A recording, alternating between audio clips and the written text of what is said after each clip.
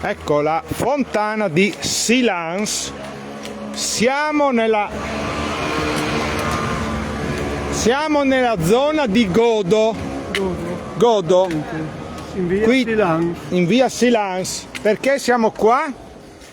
Guardate questa roba qua che bella. Itinerari socioculturali nella vicina Gemona. Bene. Allora, siccome io non so tutto, ho chiamato degli esperti. No?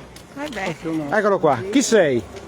Allora, io sono Gianfrancesco Gubiani, faccio parte dell'associazione socio-archeologica di Gemona e ho partecipato a qualche scavo, quindi so qualcosa. Non sono una guida ufficiale, quindi sono uno come voi che lavora Cicerone, anche un cicerone. a Lute, quindi cose di volontariato, niente di ufficiale. Se volete vi racconto un po' dove siete, cosa facciamo. Ma prima io volevo chiedere una cosa a voi. L'itinerario può essere brevissimo, breve, lungo o lunghissimo, no? Dovete scegliere. Allora, c'è una casa romana a Ippocausto da vedere, che è una cosa abbastanza rara, però l'accesso è un po' difficoltoso, nel senso che si entra da una botola, non è una cosa grave, semplice, però un po'. No, vedo che siete tutti giovani e quindi va bene. No, voglio dire, non avete problemi però si entra 1 2 alla volta. Anche 4 5.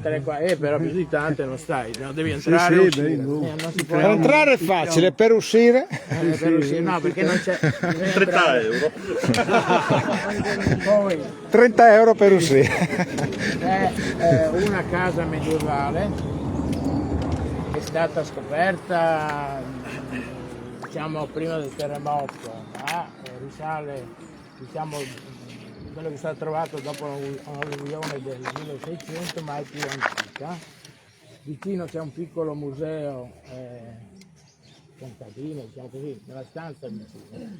Queste due cose qui, il proprietario, lo scopritore è Livio Londero, che è questo, lui l'ha scoperto. Eccolo qua. Casa. Altri 30 euro.